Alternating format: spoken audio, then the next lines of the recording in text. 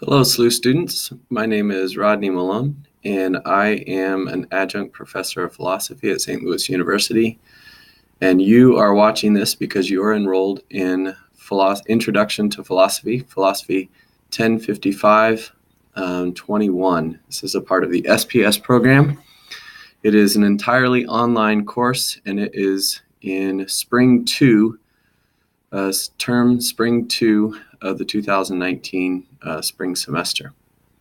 Welcome to the class. Welcome to the course.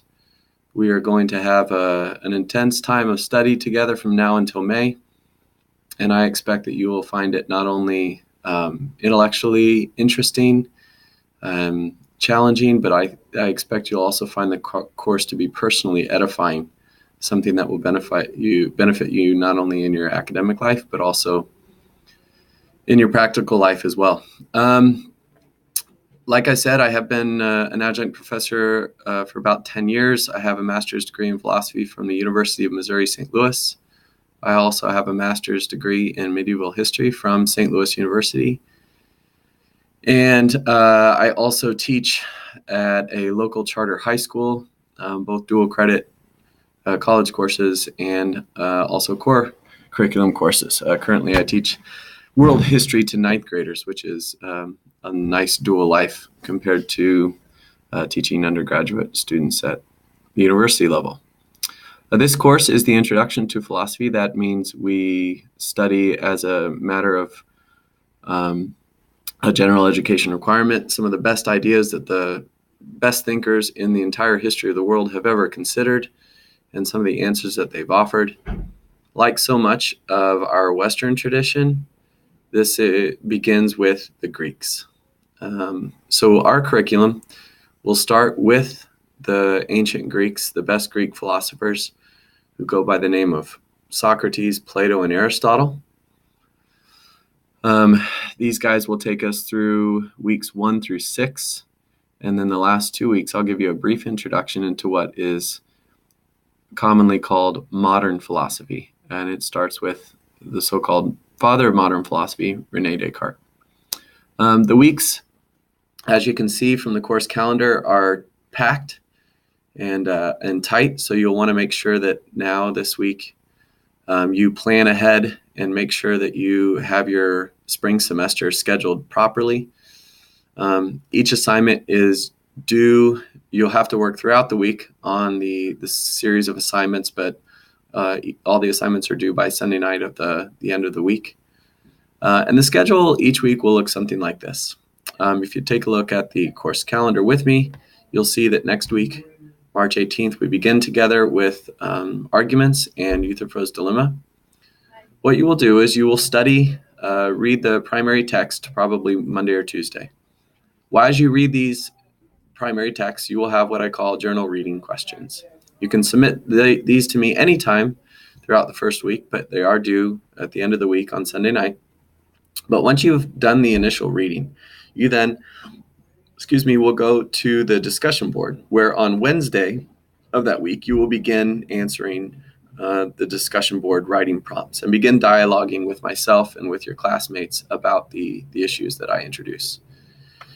That discussion board will then drive our learning starting Wednesday and continuing throughout the end of the week and over the weekend. I expect every one of us to post at least by Wednesday of that week and then follow up again on Friday of that week, and then ending on Sunday of that week. So that first discussion board post, I expect at least 3 different substantial posts from you, either answering the initial prompting or dialoguing on the key ideas that your classmates offer.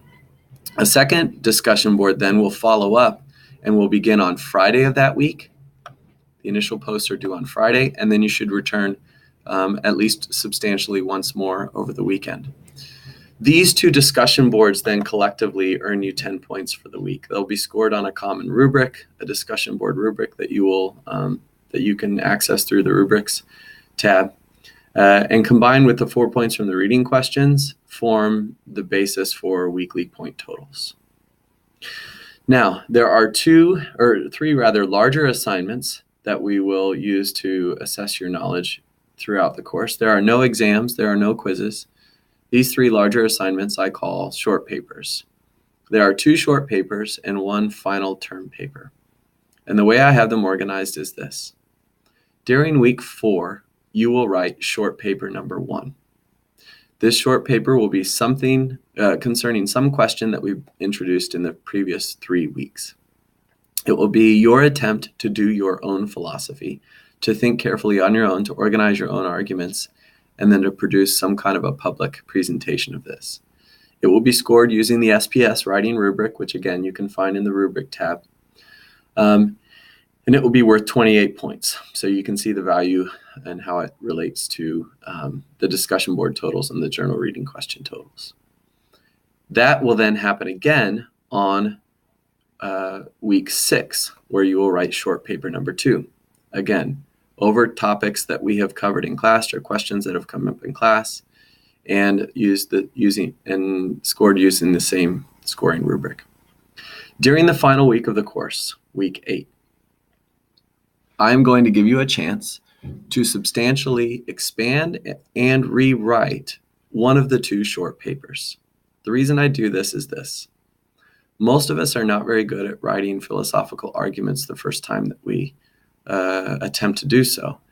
And so it would best benefit you if you had a chance to get feedback from me and then fix whatever it was that you had produced initially.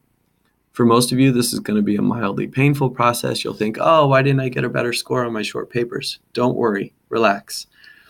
When you get that feedback, that's going to make you better at thinking. It's going to make you better at organization. It's going to make you better at creating quality arguments. And that final paper score, which will use the same rubric as the previous 2 short papers, it will replace the score for the earlier short paper. So for example, if you score a 20 out of 28 on short paper number 1, you improve and score a 24 out of 28 on short paper number 2. You should do your final paper on short paper number 1. You should revise it. And if you score a 26 or a 28 on short paper number 1, that 28 replaces the earlier score of 20. So this gives you a chance to improve your philosophical thinking and writing over the sequence of the course. What will you be learning? In the syllabus, I have explained what the course is in this course description. I have explained what the overall objectives of the course are, and I have given you what each weekly module's course goals are. These 9 course goals will be the foundation for each week's week of study. By the end of each week, you will be able to do one of those course goals. For example, week 1 is going to be about goals 1 and 2. By the end of week 1, you should be able to do both of these things. Week 2, you are going to be able to accomplish goal number 3, and so on and so forth. So that by the end of the course, each one of you will certainly be able to do each of the 9 course goals. Of course, timeliness in an online course is essential, so I will make sure that when I score your discussion boards and your reading questions, I will make sure that you know when those posts are due and when those assignments are due, but you also are responsible for turning them in and for completing them on time. If you don't, then the only score I can offer you is a 0. I am available via phone or text and or email. Both of those are listed not only in my instructor introduction, but also here on the syllabus.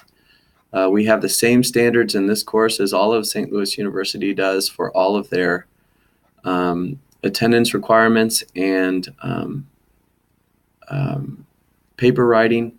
Plagiarism, of course, is absolutely not acceptable. And always, if you have any questions whatsoever, please ask. I'm available and attempt to answer most questions in about 24 hours.